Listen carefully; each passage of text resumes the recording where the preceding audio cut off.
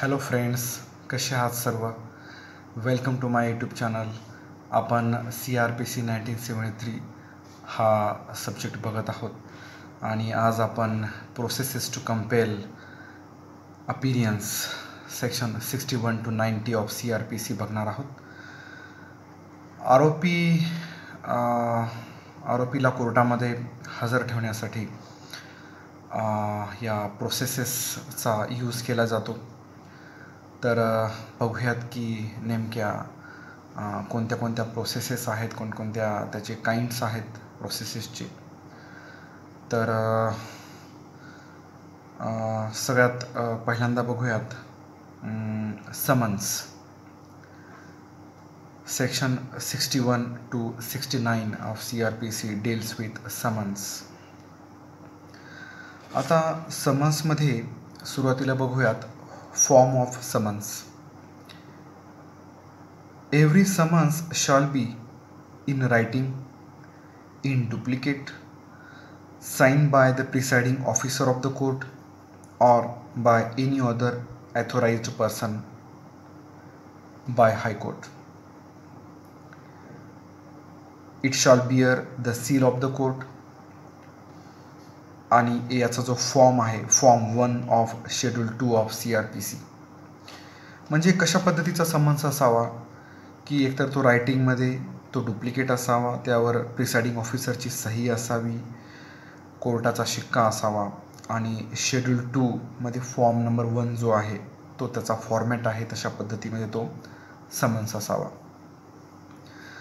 आता हे झालं, आपण फॉर्म बघितला समन्सचा. आता या समन्सची सर्व्हिस कशी करायची. Summons shall be served by police officer or an officer of the court issuing it or other public servant. त्यानंतर सेकंड आहे summons shall be served personally by delivering one of the duplicate of summons. He shall sign a receipt on the back of duplicate. आणि second one आहे by leaving one of the duplicates for him with some adult male residing member of his family in case of a person summoned cannot be found by exercise of due diligence. आणि अजून एक याच्यामध्ये explanation आहे, servant is not a member of family. समन्सची service कशी करायची. एकतर तो पोलीस ऑफिसर थ्रू करायचा सर्व, किंवा कोर्ट ऑफिसर थ्रू करायचा, किंवा इतर दुसऱ्या कोणत्या पब्लिक सर्वंट थ्रू करायचा. तो पर्सनली करायचा, त्याची एक डुप्लिकेट कॉपीवर सही घ्यायची रिसीव करणाऱ्या आरोपीची, किंवा समन्सची जी एक डुप्लिकेट कॉपी आहे ती एखाद्या घरी असणारे adult mail residing member, female नाही आहे, अडल्ट मेल रिसाइडिंग मेंबरच्या हातामध्ये ती कॉपी द्यायची आहे, डुप्लिकेट कॉपी. आता हे कोणत्या वेळेला करायचं की ज्या वेळेला ज्या आरोपीच्या विरुद्ध समन्स कोर्टाने इश्यू केलेला आहे तो जर घरी अवेलेबल होत नसेल किंवा सापडत नसेल अशा वेळेला. आणि खाली एक महत्त्वाचं एक्सप्लेनेशन दिलं आहे, servant is not a family member. तर अशा पद्धतीने आपण सर्व्हिस ऑफ समन्स बघितलं. आता जसं आपण कोड ऑफ सिव्हिल प्रोसिजरमध्ये सबस्टिट्यूटेड सर्व्हिस पाहिलं, तसं या ठिकाणी देखील सबस्टिट्यूटेड सर्व्हिस ऑफ समन्स आहे. आता तो केव्हा, if service cannot be effected as provided under section 62, 63, 64. The serving officer shall affix one of the duplicates of the summons to some conspicuous part of the house in which the person summoned ordinary resides. जर accused जो आहे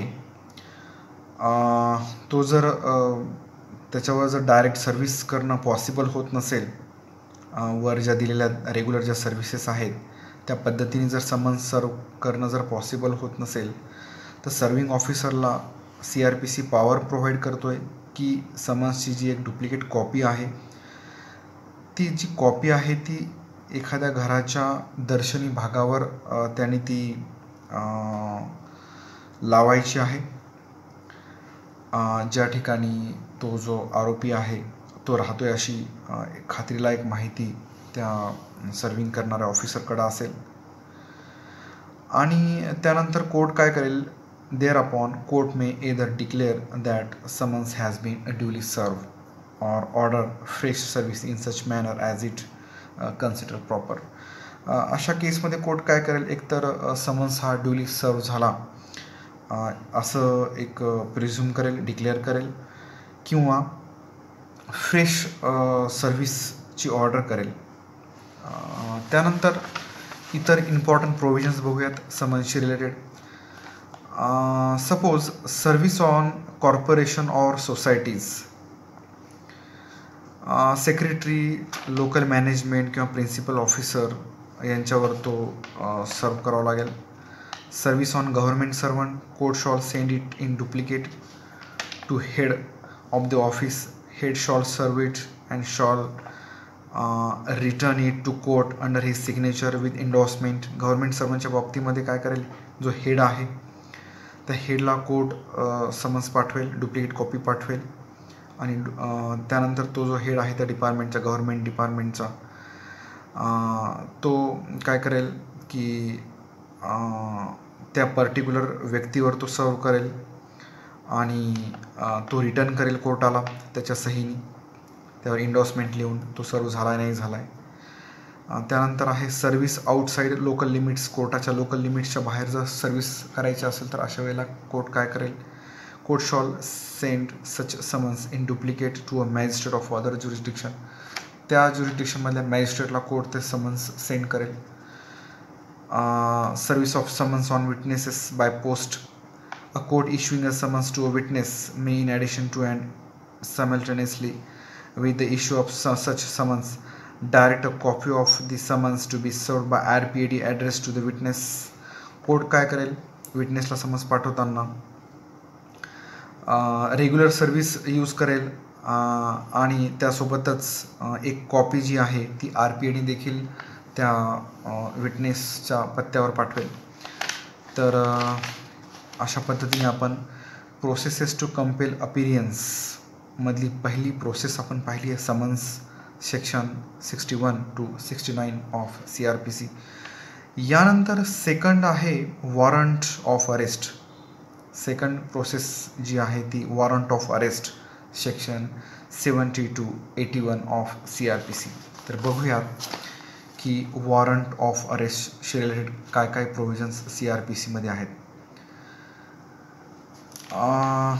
त्यामध्ये पहिलं आहे वॉरंटचं meaning बघूयात आपण काय आहे.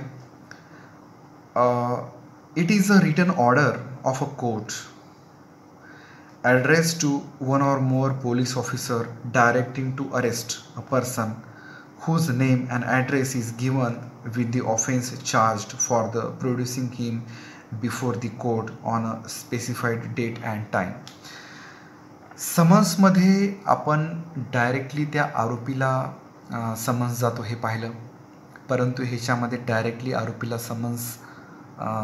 वॉरंट जात नाही आहे.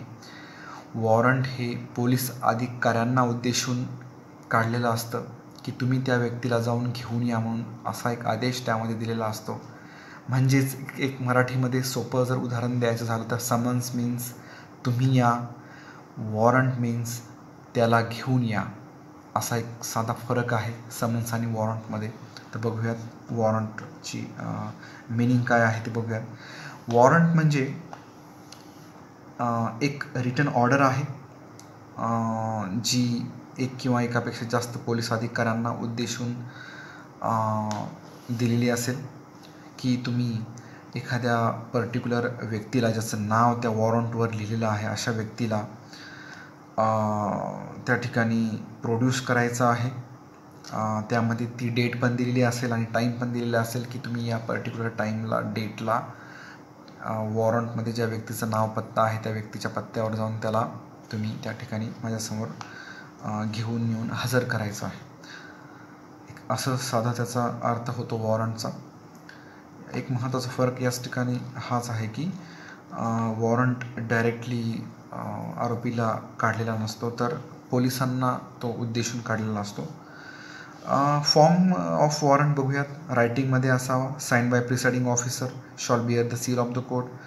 आणि form number 2 of schedule 2 of CRPC हा एक फॉर्मॅट आहे वॉरंटचा. अशा पद्धतीचा वॉरंट असतो शेड्यूल 2 ऑफ CRPC. त्याच्यामध्ये फॉर्म नंबर 2 जो आहे तो तर सेम आहे समन्ससारखंच. एवढाच फरक आहे की समन्सला फॉर्म नंबर 1, वॉरंटला form number 2, schedule 2 of CRPC. आता याचं ड्युरेशन किती असतं वॉरंटचं, तर ड्युरेशन बघूयात. तिसऱ्या नंबरचा पॉईंट आहे ड्युरेशनचा.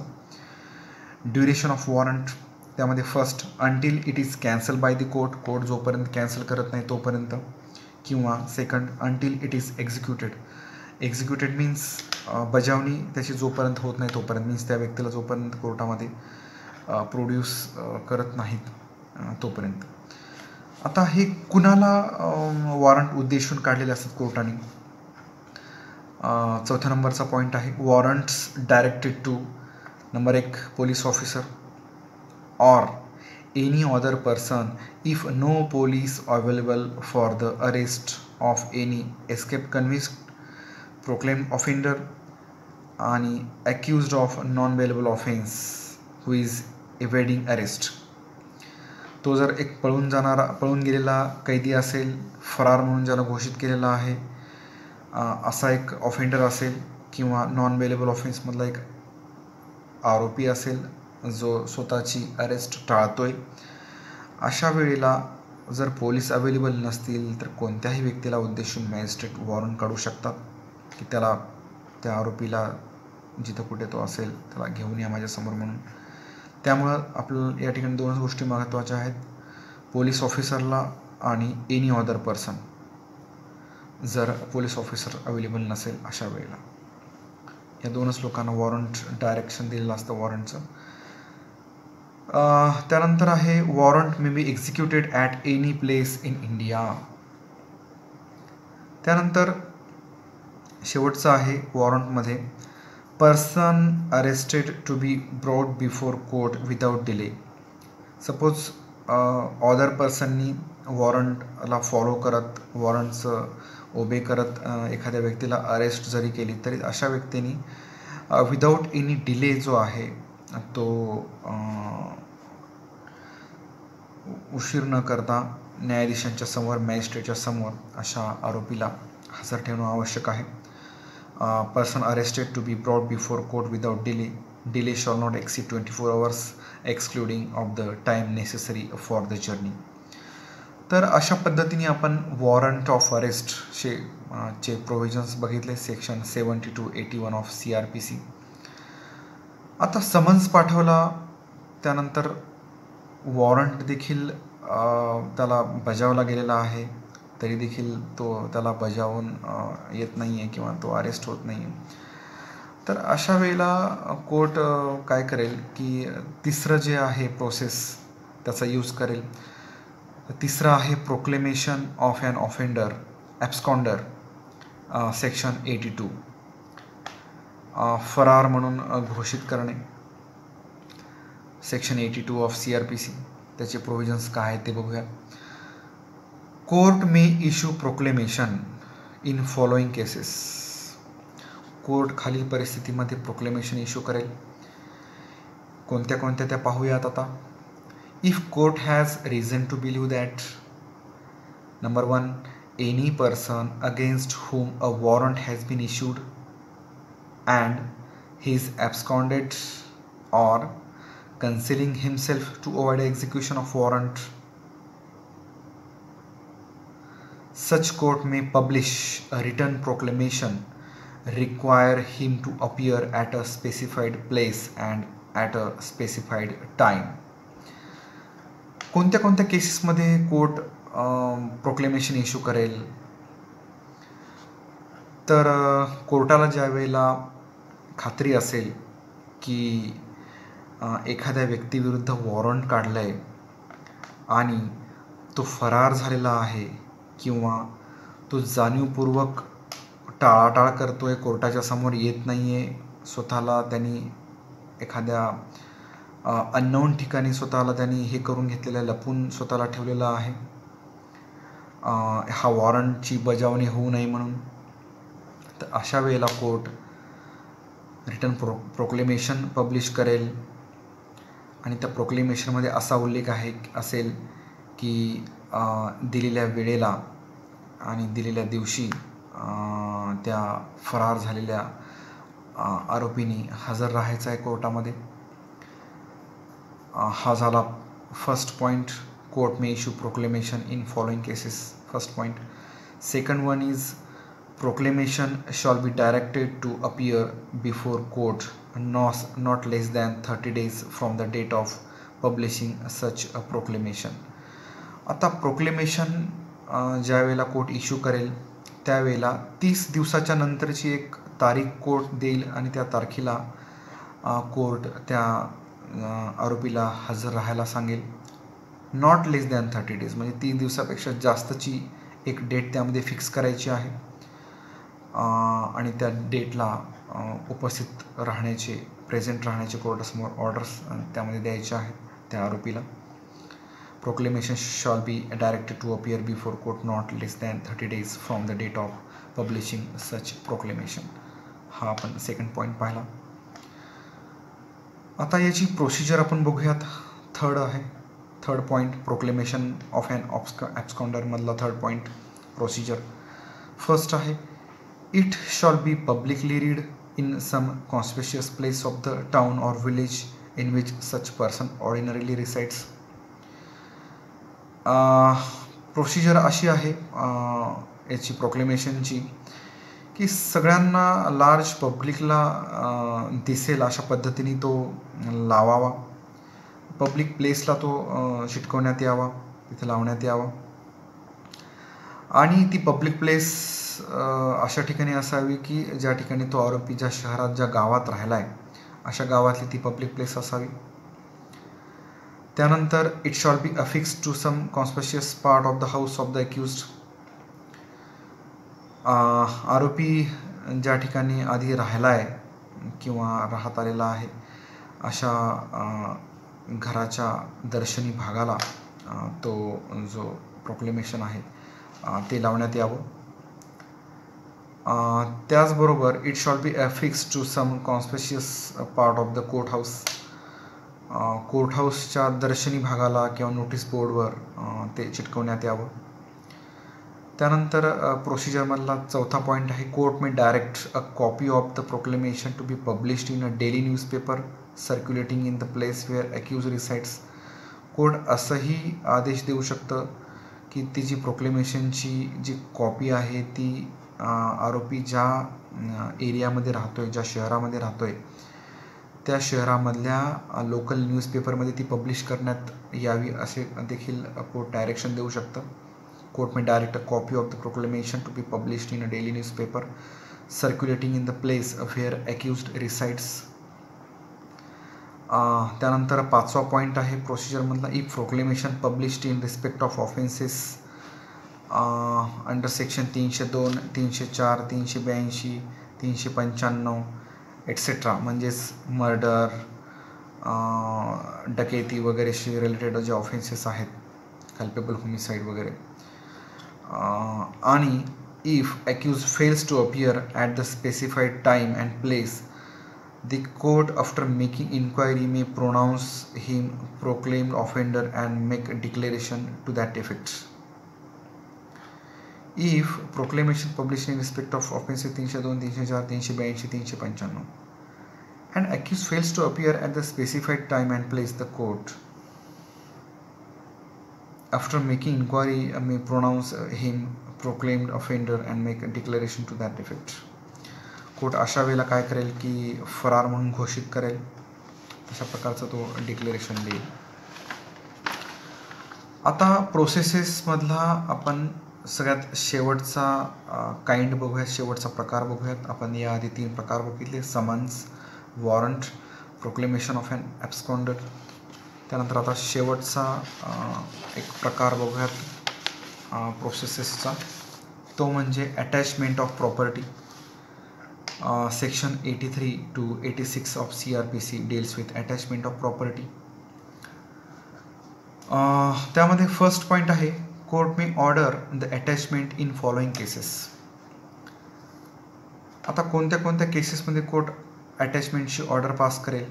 फर्स्ट आहे, लक्षात घ्या आता, फर्स्ट आहे after the issue of proclamation court may order attachment of movable or immovable property or both belonging to the proclaim person. After the issue of proclamation, proclamation issue केल्याच्या नंतर attachment of प्रॉपर्टीची order court करेल, किंवा second आहे सॅमल्टेनियसली with the issue of proclamation, सोबतच proclamation सोबतच अटॅचमेंटची order pass करेल. म्हणजे प्रोक्लेमेशनच्या नंतर किंवा प्रोक्लेमेशन सोबतच. ह्या दोन केसेसमध्ये court may order the attachment simultaneously with the issue of proclamation if court is satisfied that accused is about to dispose or remove the whole or any part of his property. आता कोर्टाला असं वाटलं की आरोपी जो आहे तो त्याची जी प्रॉपर्टी आहे तो डिस्पोज करण्याच्या तयारीमध्ये आहे किंवा तो रिमूव्ह करण्याच्या तयारीमध्ये आहे, तर अशा वेळेला कोर्ट काय करेल की simultaneously with the issue of proclamation, म्हणजेच दोन सिच्युएशनमध्ये कोर्ट काय करेल, अटॅचमेंटची ऑर्डर पास करेल. First after the issue of proclamation movable आणि इमुवेबल प्रॉपर्टीची अटॅचमेंटची ऑर्डर कोर्ट देईल. Second simultaneously with the issue of proclamation, पण हे केव्हा, जेव्हा कोर्टाला अशी खात्री पटेल if court is satisfied that accused is about to dispose or remove the whole or any part of his property, आरोपी त्याची जी प्रॉपर्टी आहे ते डिस्पोज ऑफ करण्याची तयारीत आहे किंवा रिमूव्ह करण्याची तयारीत आहे. तर या दोन महत्त्वाच्या केसेस आहेत. या केसेसमध्ये अटॅचमेंट ऑफ प्रॉपर्टीची कोर्ट ऑर्डर करेल. आता अटॅचमेंट हाऊ मेड, कशा पद्धतीने अटॅच करायचं आहे त्याच्याशी रिलेटेड काही महत्त्वाच्या तरतुदी आहेत त्या बघूया. Attachment how made second point आहे. अटॅचमेंट ऑफ प्रॉपर्टी आपण बघतो आहोत. अटॅचमेंट हाऊ मेड फर्स्ट आहे मुव्हेबल प्रॉपर्टीशी संबंधित अटॅचमेंट असेल तर by seizure first, second by appointment of a receiver, third by an order prohibiting the delivery of such property to the proclaim person, fourth by all or any of the two such methods. Movable property आहे तर अशा केसमध्ये attachment करण्याची पद्धत काय असेल, by seizure, by appointment of a receiver, by an order prohibiting the delivery of such property to the proclaim person, आणि fourth आहे by all or any two such methods. Seizure, appointment of receiver, prohibiting the delivery of such property to the proclaim person, किंवा यापैकी एक. हे झालं movable प्रॉपर्टीशी संबंधित. परंतु जर इमुवेबल प्रॉपर्टी असेल तर इमुवेबल प्रॉपर्टीशी रिलेटेड असलेल्या बघूयात आपण. Land paying revenue to the state government be made through the collector of the district. शेतजमीन आहे तर त्याची जी अटॅचमेंट असेल ती कलेक्टर थ्रू करण्याचे आदेश कोर्ट देईल. आणि अदर केसेसमध्ये प्लॉट वगैरे असेल तर by taking possession, by appointment of receiver, by order prohibiting the payment of rent on delivery of property to the accused, किंवा by all or any of the two such methods.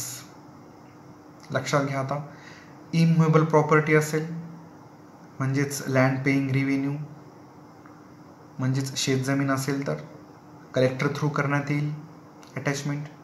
आणि other केसेसमध्ये म्हणजेच plot वगैरे असेल तर by taking possession, by appointment of a receiver, by order prohibiting the payment of rent on delivery of property to the accused, आणि by all or any of the two such methods.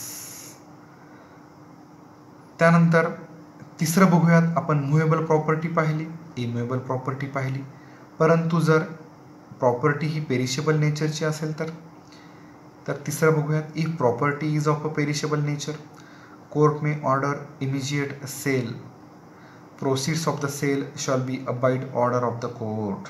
तर अशा वेळेला court काय करेल, perishable नेचरची जर property असेल अशा वेळेला कोर्ट काय करेल की इमिजिएट प्रॉपर्टी सेल करण्याचे आदेश देईल.